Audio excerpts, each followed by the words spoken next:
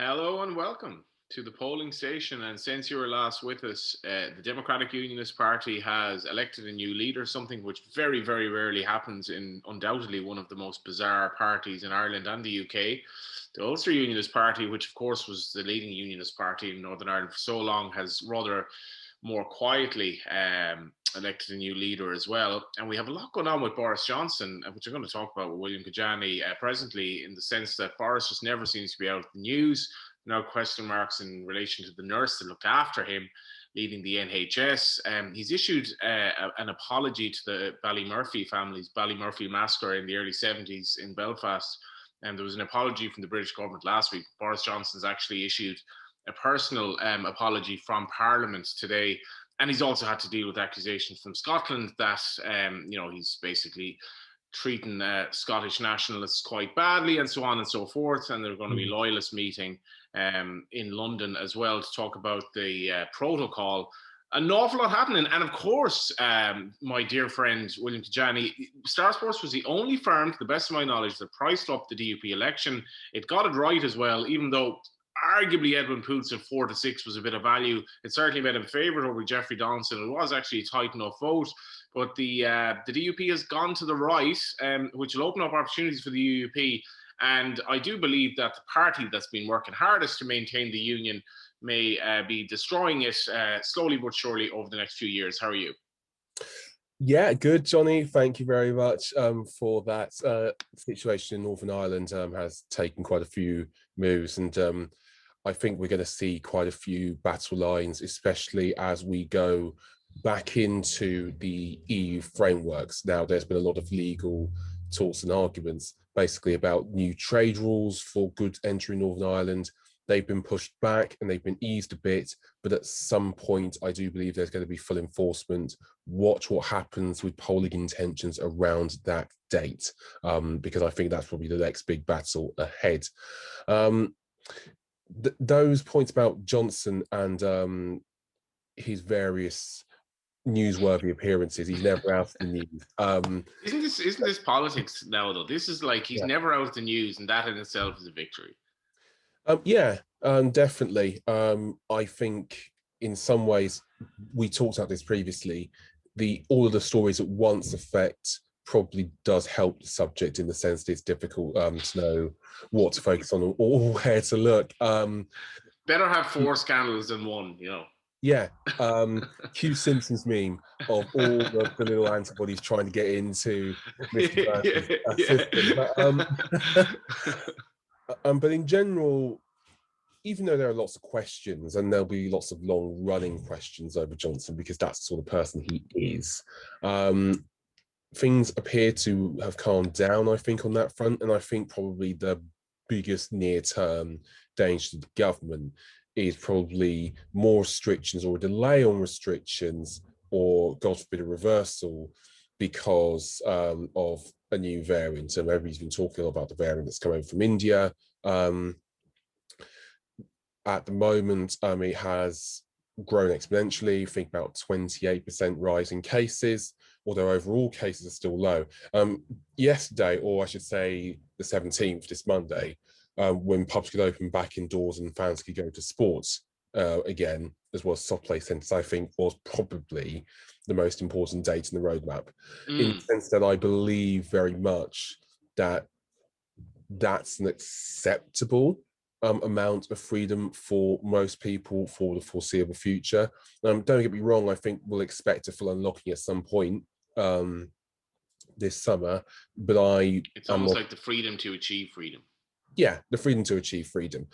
I genuinely believe that's probably, I think that and anything to do with house prices are probably the 2 biggest threats to government standing. And we'll talk about that actually, because we are going to have 2 by-elections this summer, Chesham and Amersham and Bately and Spen. And actually, whilst we don't have markets for them yet, we went up with them briefly. They'll go back up at some point.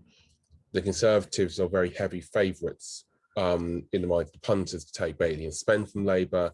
And Chesham and Amersham is a seat with a big Tory majority, 16,223 votes at the 2019 election for Chel Gilligan, who sadly passed away. And I think there'll be interesting tests, at least Batley and Spen will definitely be, because it will be about a month or so since the local elections and Hartlepool, and it will be a test of Labour sort of relaunching. Now, the Keir Starmer exit date odds have actually stayed relatively solid. He's 11-4 from 4-1 to go this year, 7-2 to go next year from 4-1 as well. He's 5 to go in 2023, and he's 5-4 to go in 2024, presumably the date of the next election, where we'll talk about that. I'm of the opinion still that Starmer will find it very hard to preside over a loss in Batley and Spen and still stay. And also Labour's identity crisis, I think, is going to take, obviously, I think, much longer than one by-election to fix. So I am eyeing the 11-4 he goes this year, and maybe even dutching it with the 7-2 that he goes the year after. So you can sleep well on New Year's Eve, just, you know, in case. Yeah. It's all right, I still have 12 months. Yeah, absolutely.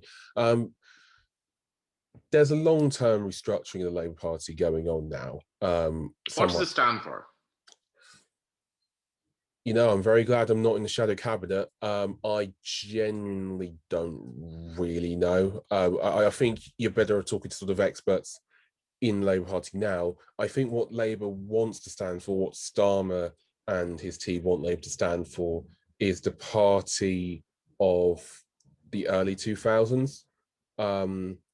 So, you know, reasonably socially liberal on, I think, the issues that count, some might say, but seen as providing, you know, safe and steady, competent government as an alternative to the crazy and sleazy Conservatives. Those narratives haven't cut through for a load of reasons. I don't think they will. And even if you do have those set up, I think you need better people, better communicators to have that message home. What have you made of Northern Ireland then? So I don't think I'd ever heard Edwin Poots actually talk before, which reminded me a bit of Kim Jong-il. And Kim Jong-il, to the North Korean people, he only ever made one public utterance, which was essentially like a throwaway, long live the Workers' Party of North Korea. And it was just one, because he was very shy and he may have had a stammer, blah, blah, blah, blah. Not really trying to compare the two, but I'd never actually heard Edwin Poots talk for. He gave an interview with RTE yesterday, which is Tuesday. Came across very, very well, spoke very polished, no firebrand stuff. And there is an interesting counterpoint to all the creationist stuff and, you know, his fact that he comes from a very conservative kind of part of Northern Ireland, and he's a conservative DUP background from his dad. He's actually quite pragmatic as well. And what's fascinating in Northern Ireland now is that the DUP became the lead unionist party, but it wasn't in a position to hold on to that because it's still quite extreme. And to Northern Ireland's young unionist voters, the DUP isn't particularly palatable. So they're either swinging towards alliance, which is kind of agnostic on the union anyway, or perhaps a resurgent UUP who have elected Doug Beattie as their leader, and he's a very moderate, saying all the right things. So you have the UUP having been decimated post David Trimble from being the lead party, probably because it supports Good Friday Agreement, has now lost relevance. It only has 10 MLAs, no MPs, but it is in a position now where it could definitely rally. And then you have the middle ground where, like, a large portion of youngsters just consider themselves neither one or the other, just Northern Irish. They could swing there or towards alliance. But Poots cannot play a system where he's going to be, you know, far right conservative the whole time. It's just not going to work. So it's a fascinating time for politics in Northern Ireland. Yeah, I think it's a really good reading of the situation. I couldn't claim to be an expert in Northern Ireland, but I think that we're quite likely to see, I think, some issues that haven't been ignored, certainly not by people in Northern Ireland. You know, talk about trade, talk about the border, those issues has been raised for years now, well before the election. But I think you're going to see something close to a cut through in terms of what did that vote really do? What did that vote really mean? for people who may not be politically engaged. I must admit, I must make the faithful admittance that I don't have fingertip data as to the level of political engagement in Northern Ireland compared with, say, Britain or whatever. But I think my hotspots for this year will be looking at what happens with EU rules later down the line.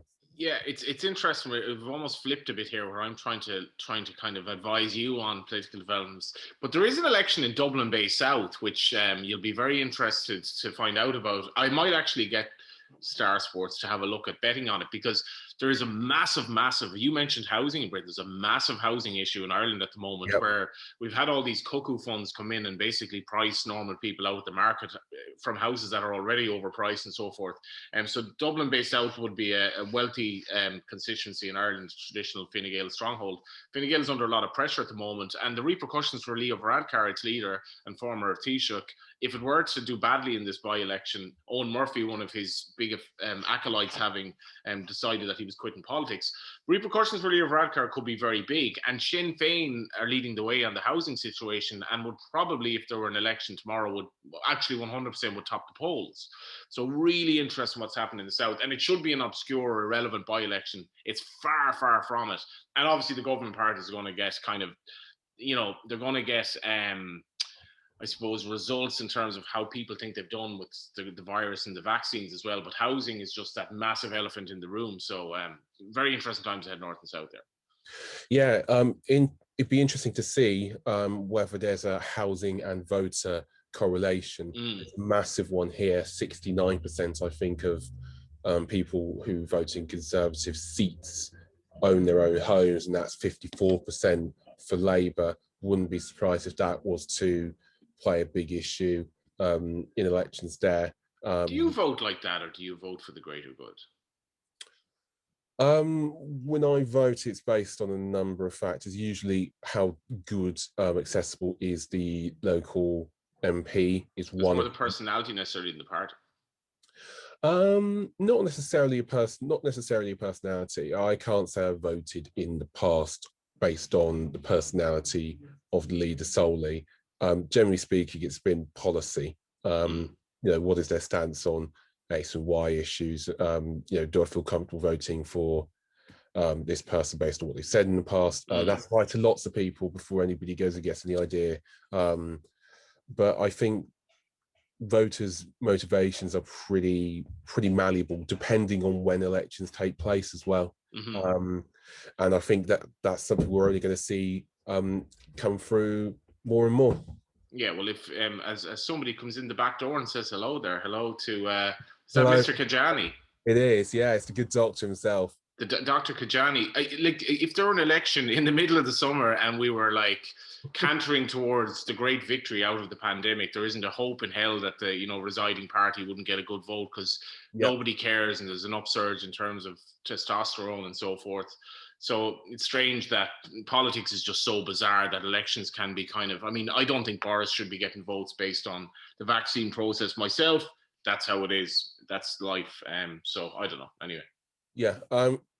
There's also the point to throw in that the furlough scheme as well might be underpinning that.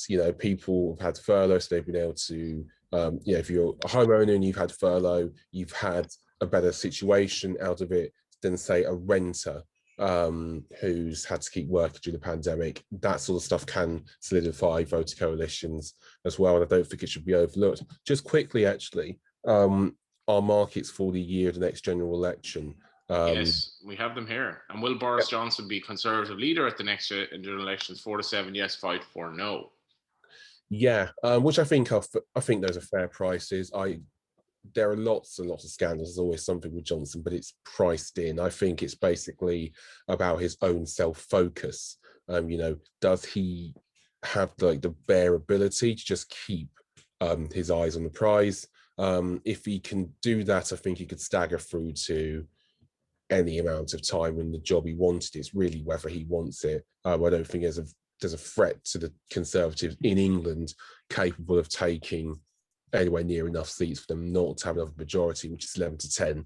And I think you know what, probably worth a bet if you're willing to tie up the money for that long, or if the price holds close to the date of the next election. We're 10-1 it takes place next year, 9-4 it takes place in 2023. Interesting arguments have been made to suggest that when it's safe, the government could go to the polls to try and really kick Labour into long grass and get a supermajority, off the back of a year that's much, much better than the last, with people enjoying those freedoms, with the Labour Party nowhere. And it's an interesting thought, particularly as at some point one imagines there'll be austerity measures put in place to sort of pay back for the crisis. Now, again, it's not an economic model I endorse or whatever, but it's not hard to see the government doing that. Not terribly hard to see them saying, will we ever get it as good as this again? And then trying to get sort of a stupid number of seats in the majority, a Thatcher-style, Blair-style majority. Before we depart, I think I can already see and hear, our listeners and viewers wanting Dr. Kedjanyi to join us in a future episode, possibly with Paul Krishnamurti and the great Neil Channing. But as a very, very brief teaser for this debate down the line of the US activities of recent weeks with the Cheney situation, I'm reading in the Business Post from Mary McKeown, I think he's a great writer, basically making the point that Donald Trump is still absolutely dominating over the Conservative Party over there. And I'm just looking at the odds for the next Republican nominee in 2024. He's 7-2 favourite. That actually could be a great bet. Yeah. Very briefly now, because we want the punters to come back for more. We do indeed. My quick thoughts on that is that Trumpism is dominating the Republican Party, and I don't think it's going to go away. As to whether you could see him being the nominee again, I think it's possible. I would think 7-2 is possibly just about right, because one of the big things that Trump had on his side in 2016 was earned media. He gets a lot less of that now because he's on the downside. He was president, now he's not anymore. That said, I think there's still lots of potential value in that nominee market, because I think it's an open heat, and there's lots of names who quite conceivably could make the run if things were right for them. William, that was enlightening as ever. We went from Edwin Poots to Donald Trump in one fell swoop, pretty much. Yeah, quite a lovely journey around the houses there. Thank you very much, and thank you very much for watching. Yeah, and we'll be back next week, and you can be sure Boris will be in the news again. And as we say, maybe 10 scandals are better than 3.